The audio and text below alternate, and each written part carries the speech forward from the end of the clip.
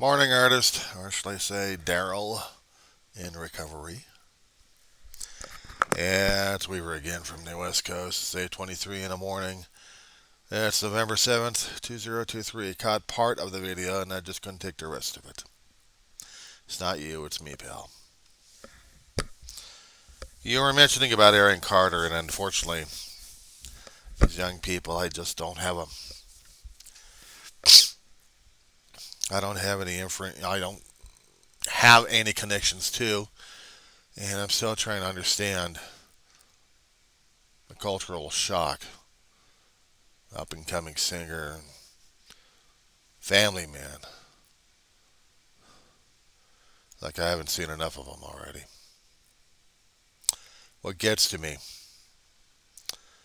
is his son walking around a grave, not knowing who his father was.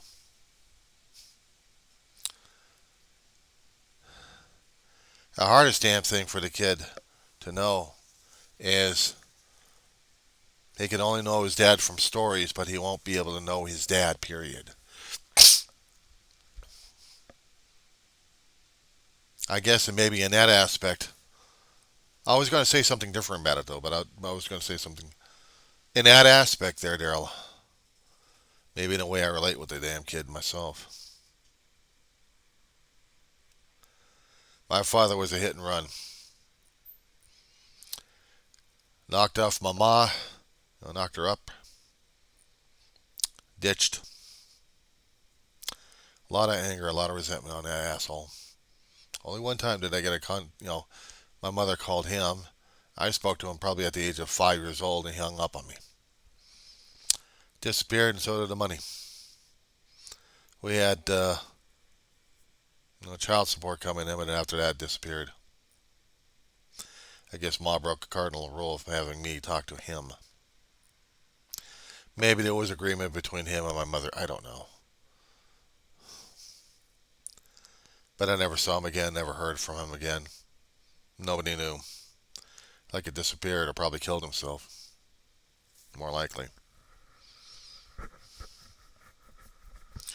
So when I'm seeing this kid walking over a grave, it's like me trying to walk over a grave of my own father, but I don't know if my father has a grave.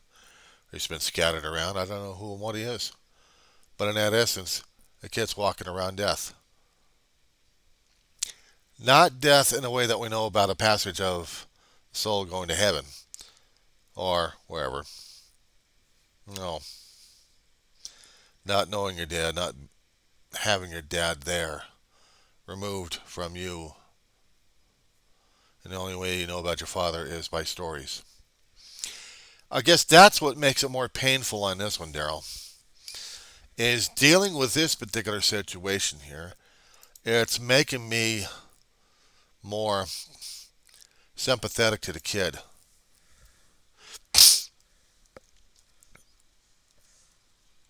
I know that you and your sister probably had a hell of a life.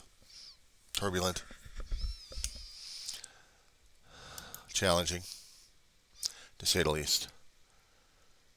And maybe in a way you never knew your father. I kept having arguments with my big brother. Now, you know what? I keep posting the picture and I try to keep the angle on the cabinet as much as possible. My big brother had a father. He died when we got evicted out of our trailer home and before we got this apartment. There have been very few times that I actually had some contact with him, and at least I was actually able to talk to a de facto surrogate, adopted father of sorts, because he actually did adopt me into the Shaw family.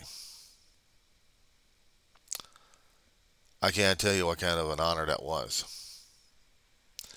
I kept telling my brother all along, at least you're lucky you knew your father. At least you're lucky you had a dad. At least you're lucky that he's around during those days. My brother was fortunate. My brother was fortunate. The question, was I? All I was a hit and run. That's that's all I am, is a hit and run. I'm what Mama would call a love child, but I'm a hit and run. If I want to continue to looking at that point, or I may be called God's miracle. I am a miracle, and I consider myself as such. No, I guess I don't consider myself in that particular light because I see myself not as that kind of person, even though I should be. All this time I kept blaming God for keeping my ass alive all this time. I should have just been calling it grateful and thanking Him all the time for saving my life and having and letting me have a life. But concerning about the biological sperm donor, maybe there is reasons I don't know. I know I have to let it go, but sometimes and somehow I have an issue regarding letting this thing go. I'm seeing my biological father the way he is, non-existent. This kid's going to grow up the same way. He's going to hear stories, but he don't know where his father came from. His father's dead. All he's got is his mother. He can be shown the grave, talk about how kind of a short life and how much his father actually loved him. And the kid's going to have that sadness throughout his life.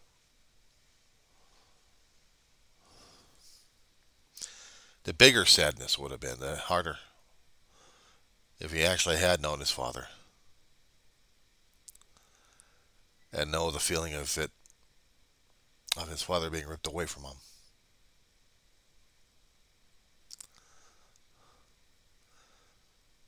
What kind of pain, what kind of agony, what kind of anger, what kind of grief is he going to go through during those days? He's got to come to terms with that one. That's if he actually had been in contact with his father for a time and then suddenly ripped away. He's got to find some way to reconcile that. I had talked to my father a brief few seconds before he was ripped away. And all that was left was a lifetime of questions, anger, resentments, hell, and anything else I might say, Google and YouTube would yank me off permanently. Let's just say, yeah, the sediments, there. There. But it's the sediments here with me right now. Every once in a while it'll pop up, especially when I come into contact with situations like this, concerning about the, there you go, water. No, that was Gatorade. I got used to that one. That is water. Yeah, never mix two counties' waters together. Oh, God, that's hideous. Not even filtered. Ah! Oh.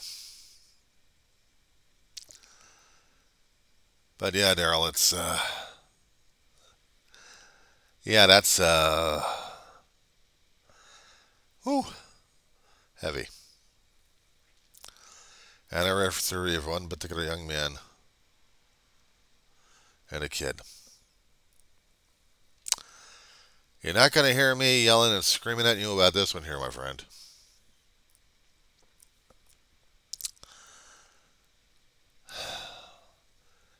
But it does open up some open wounds. I don't feel the anger or hatred or resentment towards Ma on this one. I mean, for a long while, she wanted to make sure that I was probably at an age, or maybe I could try calling him or contact him, and maybe there would have been something going on.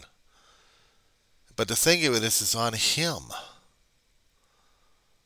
Me living with the questions all my life, like, am I worthy? Am I of worth? If that kid can actually get through that, it'll be a miracle. If he honestly gets through the anger and the resentment. Even after he hears what know, how his father died.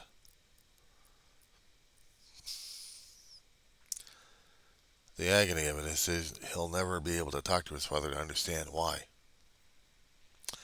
See, being pushed into incommunicado is one thing instead of having a father not there in incommunicado. And that's the hard part right there. Him not having any memory of his father, how he spoke, except maybe if there was any records, any vids, something that'll let him know and understand. Wonder a great deal and have no answers except for his girlfriend, or through his mother actually.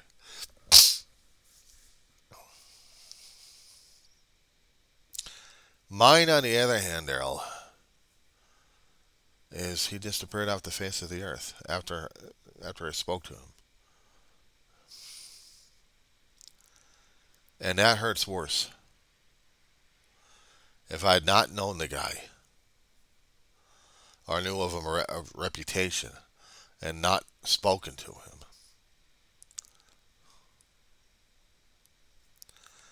if it was really going to be part of my life, he would have been here. He would have been here, but he wasn't. Meaning he chose. Either face decreed or he chose or something. But he hadn't been here. And it's not like I'm going to be searching the ends of the earth for this asshole. I'm still going to live my life. I will always have the doubt and anger and resentment. But I have to get rid of that. I have to keep working on a day by day basis on that one. I have to make sure of myself that I am not going to be turning myself into some kind of psychotic numbnuts who's going to say, "That's it, I've had enough, I'm going to find this guy, and when I do, I'm not going to fill in the blank on that one. He chose. But you're probably going to be asking, aren't you afraid to go out for him? Why? I'm 57 years old at this point over here. It took him that long to hide from me. He chose. Yeah, there have been a few things that I'd probably have strong conversations one way or another. But am I going to be sorry that I hadn't spoken with my father? Yeah, because I like to find out what the fuck's going on. Unfortunately, I'm not. This holiday season's coming up, Daryl. It gets harder and harder for me to deal with sometimes, you know. Not just family not being here. I mean, Dave, Ma gone, D, a lot of people I know, other relatives who don't even pay attention to me anymore. Yeah, so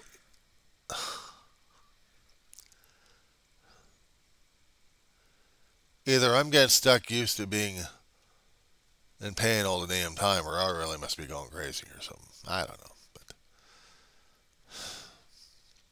still makes it harder and harder to celebrate and make merry.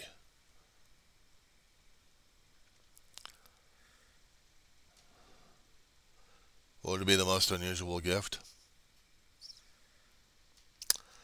I happen to get a contact from either way from my biological sperm donor, and it would probably take it from there. I'm saying it as a hypothetical. In reality, ain't gonna happen. Ain't gonna happen. Not on my shift, not on anybody's shift.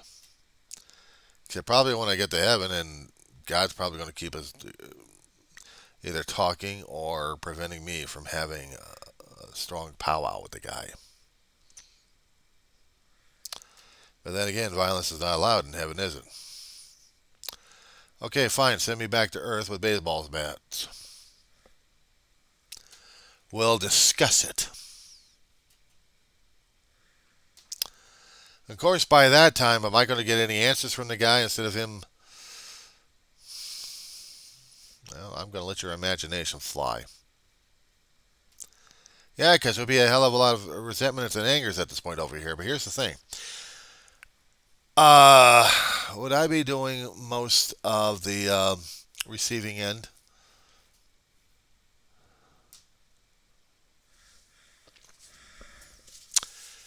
Example, hypothetical, and let's use it for demonstration purposes. Yeah, no, my damn hair. I gotta get that damn thing cut one of these days. Gotta get that damn COVID knot out of my damn head, I swear. Okay. Dad, what the hell were you trying to do, you mushagana? What? I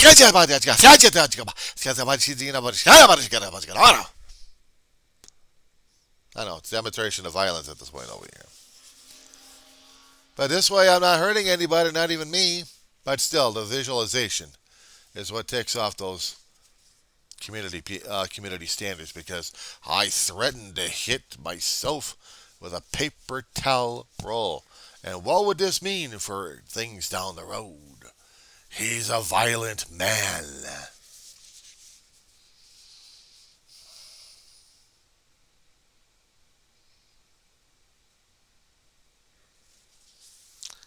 If I respond to that one, Patika.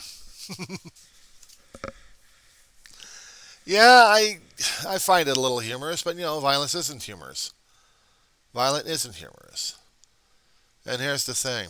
I don't think God's going to allow that one to happen either. No, I'll just act like a damn idiot on a camera, and that's about it, and deal with the community guidelines left and right on that one. You're not allowed to post for another week or two. Do you understand that, young man? Fine. I'll just load up. And when it's done, I'll send it out again.